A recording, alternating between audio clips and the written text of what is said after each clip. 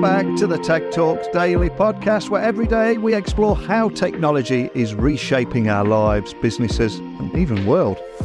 I'm your host, Neil C. Hughes, and today I'm honoured to introduce an extraordinary guest. Her name is Sherry Shannon-Vanstone, and she's the president and CEO at the Profound Impact Corporation. She's a trailblazer, a real symbol of innovation, and an incredibly powerful and positive story to share with you.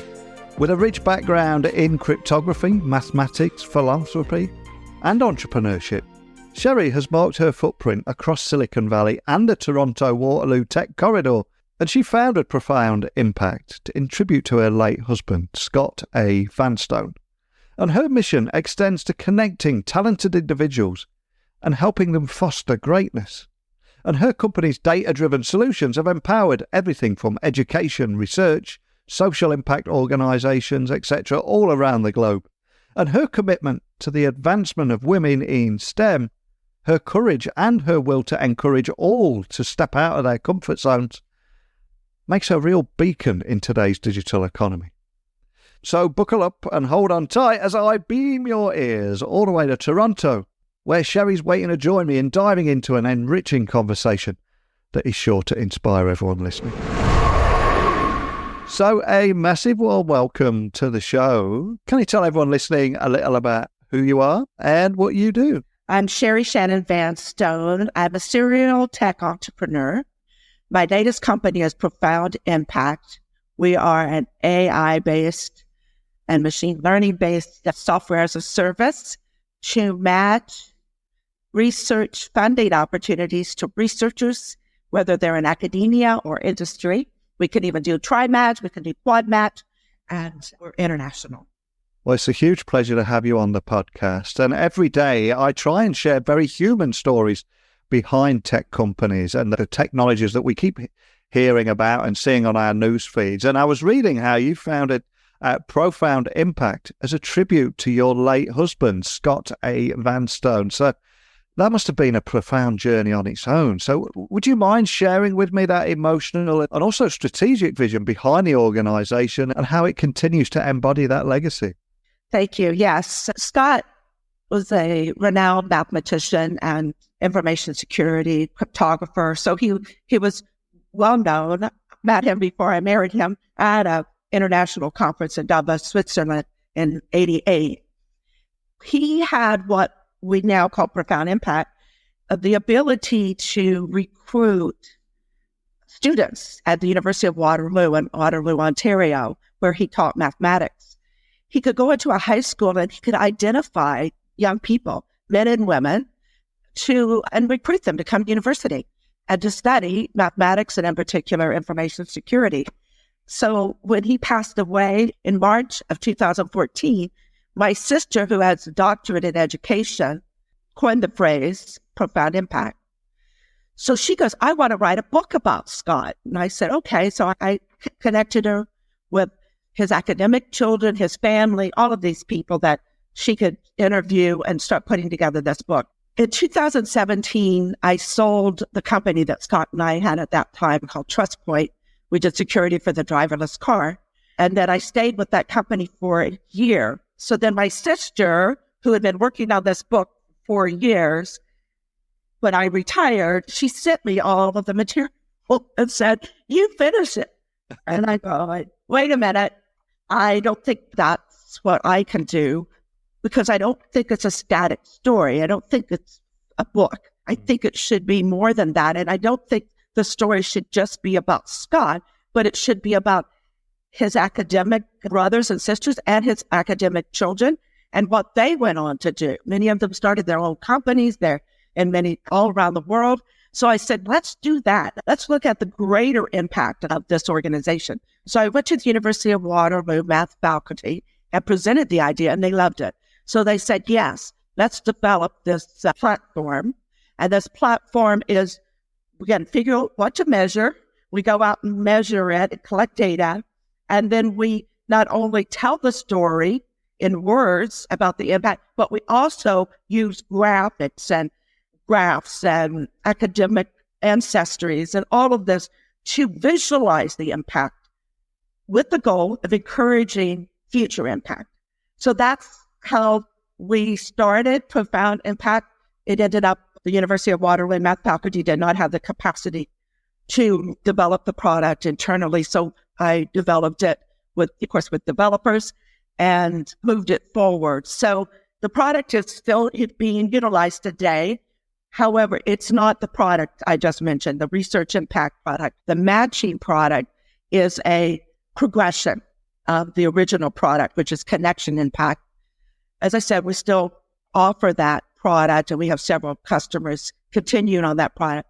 But as a business, it didn't scale very easily, and it certainly wasn't the large market that we were looking for. But we did find a pain point among our customers, and this is what we've developed, research impact. So Profound Impact, still our goal is to connect great people to do great things. And then now we're just doing it in a different way with research impact. Wow, such an incredibly powerful story. And for yourself there, Sherry, as well, I mean, with your extensive background in cryptography and mathematics, what would you say are some of the actionable steps to encourage any young women that might be listening to this podcast today to help them pursue and thrive in STEM fields? I spent a lot of time in this area trying to inspire young women and even older women to continue in this field of STEM. I would say just do it. Just put yourself out there. There's a lot of help today in getting your way through what may be some challenges that you have. I was very, I'll say, lucky that I learned of my abilities early on. When I was in second grade in the U.S., I picked up my dad's workbook and started working through all of the exercises, the mathematics and arithmetic exercises. So by the time I was in the fifth grade, I'd already scored 10th grade level in mathematics.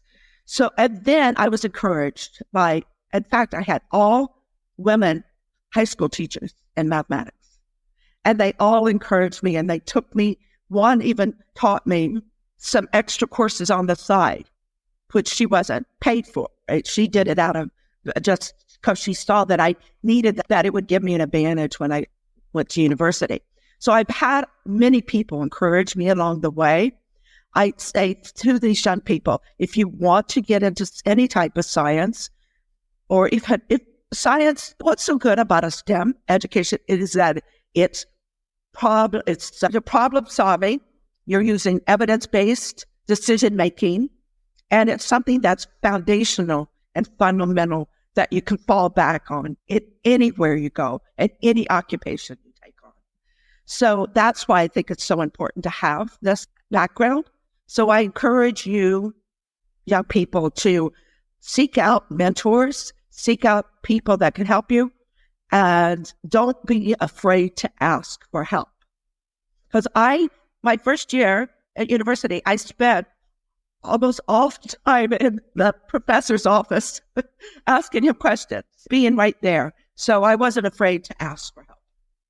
Yeah, I echo everything you say there, especially around asking questions, asking for help, being curious, questioning things, absolutely. And as a female entrepreneur in the tech corridor and Silicon Valley, you've had so much fantastic experiences. I've got to ask, what have been your most challenging obstacles that you faced in your career, and how were you able to transform these challenges into learning and leadership opportunities for yourself? I've had many, but I want to concentrate on one that is most recent. I moved from the information security area where I was a leading expert for years. So when I had my other companies, they were in information security. When I sold my company in 2017, I had a non-compete. So when I went into Profound Impact, it wasn't an information security tech company. In fact, it was an AI, machine learning, and big data company, which is not my wheelhouse. Yeah. So I had to stretch myself, but also it took me out of I was no longer an expert in that area. So when I go out to get funding for my company, I'm not seen in the same way. I have somewhat credibility because I've done this before. I've had 5 successful startups, but I'm not an expert in this area. So I found it much more difficult to raise money. And so I've had to seek out different investors. And this is what's so awesome is that I just closed over $3.1 to $5 million round of funding with almost all first-time female angel investors. Wow, absolutely incredible. I love it. And again, moving on from there, I mean, it's such a big topic right now around equity, diversity, and inclusion. Huge, important subject. So how do you ensure that startups, especially in the tech industry, prioritize and successfully implement initiatives around equity, diversity, inclusions? Anything you can share around that too? I think it comes from the culture and the core values that we set. And this is what I've done in all my companies is that we have a strong culture. We all agree. Now, we're a small company. We have about 20 people. But even when there were just 4 or 5 of us, we established our why. We set out the goals of being inclusive, respectful. So we made it a fundamental and a foundational part of our company. And I believe you have to. I believe you have to do that in philanthropy. I think you have to do that in diversity and equity and inclusion. It has to be fundamental, but it also has to be measurable, what goals you set in this area, and be intentional. It's quite intentional. Now, our company, Profound Impact, is a virtual company. We set it up before COVID to be a virtual company because I wanted to work with many of the people that I worked with previously in the U.S. and across Canada. The other thing is that Canada is a melting pot of quite diverse background of people.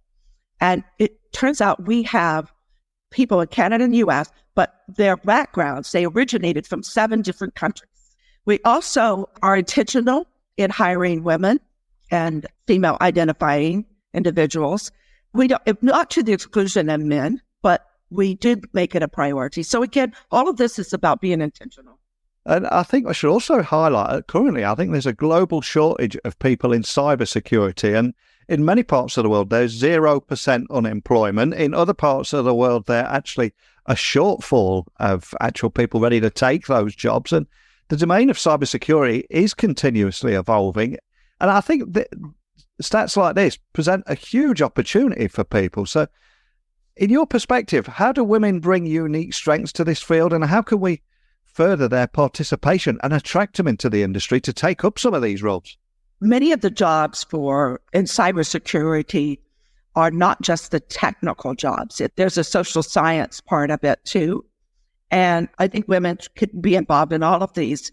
I believe if somebody comes to me, and they do often, they ask me, how do I get in them? I point them to a Deloitte study. It's several years old, but it identifies the personas in cybersecurity. And they're all the way from the deep scientists, the cryptographers, to the network people. But it also brings in social sciences, psychology, sociology. It's more the user side, because at the end of the day, cybersecurity usually comes down to a person sitting at a computer or on their phone, and they do something that they shouldn't have, like open an attachment. So part of this is that cybersecurity encompasses all of these different personas. So if you're looking to get into cybersecurity and you go, I find it interesting, do a little more research about it. Look at the personas. And then you go, oh, I have that background, or I can learn that skill. And there's many courses today too that will train you specifically. Once you say, this is the area of cybersecurity I want to become an expert in, you could do that. So I would encourage everyone to go out, look at it, because it encompasses more than you think it does. And what you asked, the original question is about how women, I think women at all minorities bring a different perspective.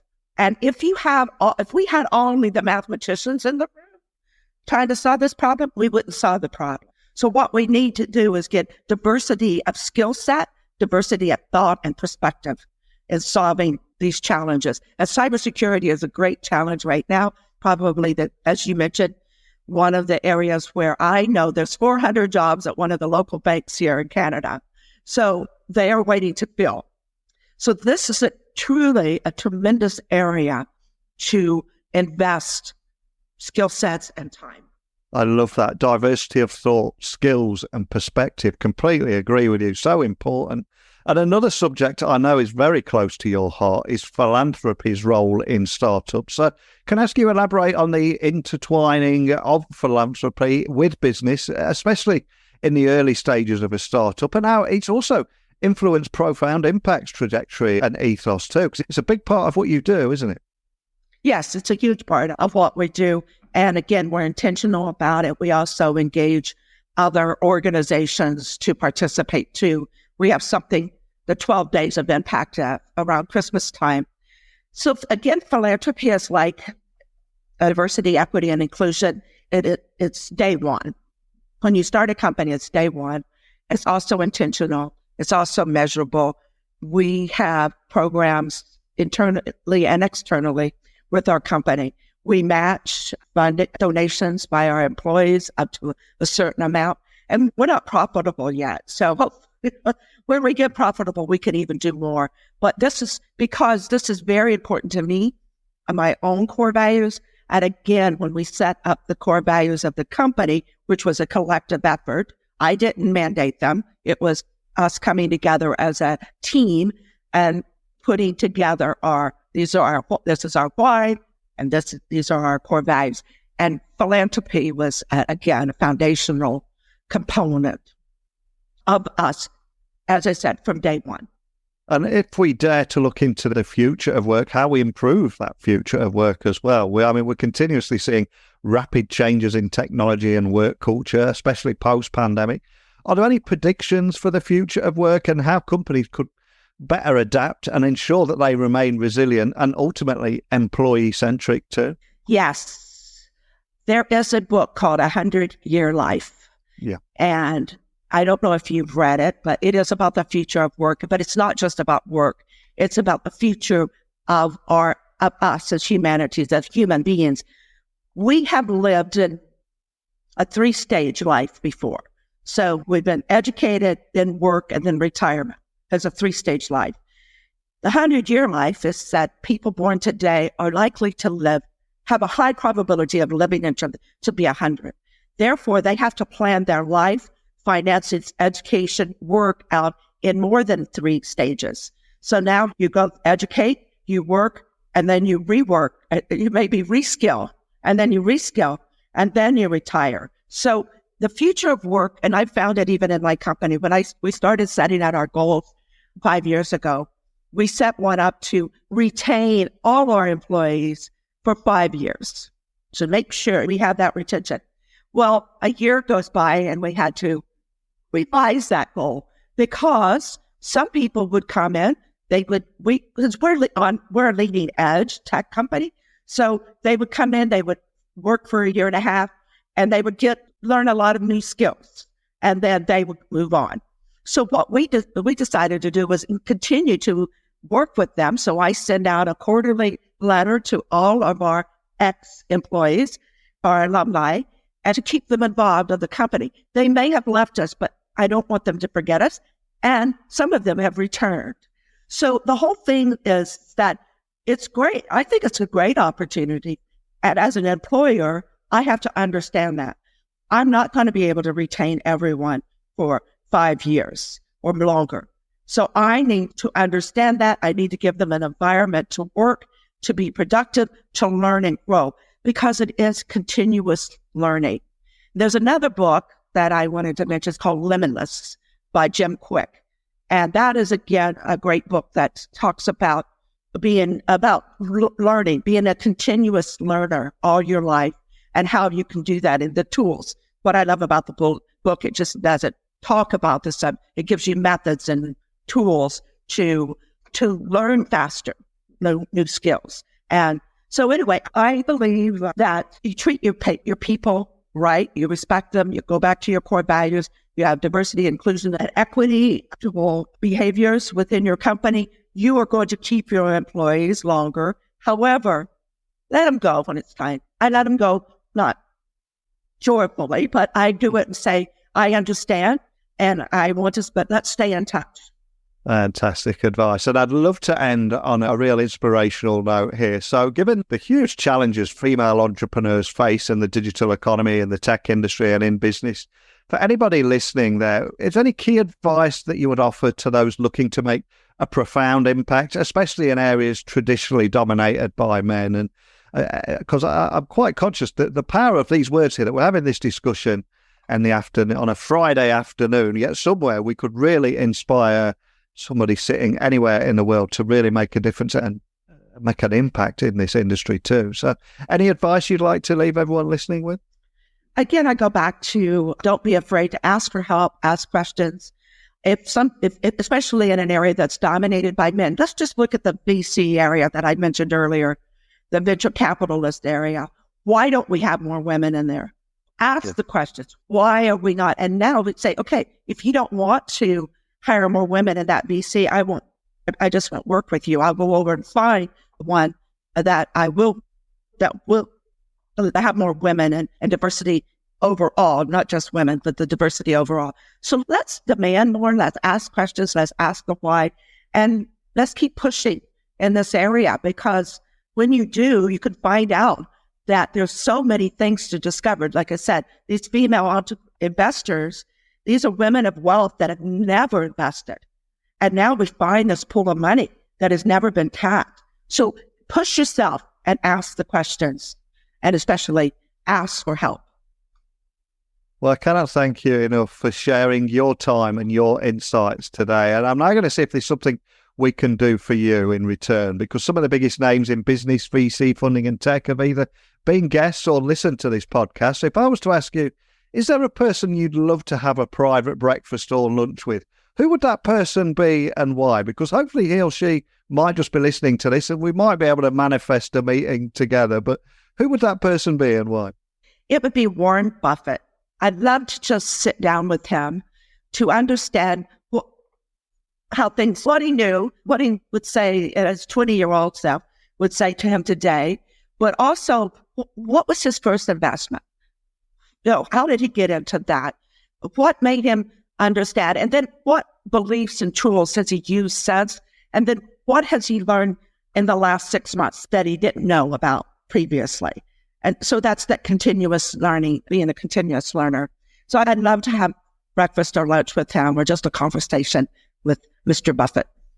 Fantastic. I'll see what we can do. We'll throw that out into the ether. Let's see what we can manifest together today. But before I let you go, for anyone listening wanting to find out more information about you, about your work at Profound Impact, what's the best starting point for everything? Please reach out to me via LinkedIn or shannon@profoundimpact.com, or go to our website, www.profoundimpact.com. Well, I always say at the end of every episode, technology works best when it brings people together. And I just love, as a tribute to your late husband, Scott A. Vanstone, you founded Profound Impact, but in a way to connect people to do great things. And Profound Impact's data, AI and analytic-driven solutions are helping education, research and social impact organizations automate their processes, measure program impact, and tell their story and inform their strategy. And it's just an inspiring story, a real privilege to have you on the show today. So thank you so much, Sherry. Thank you, Neil. It's been a great opportunity to meet you and to reach out to your vast listeners.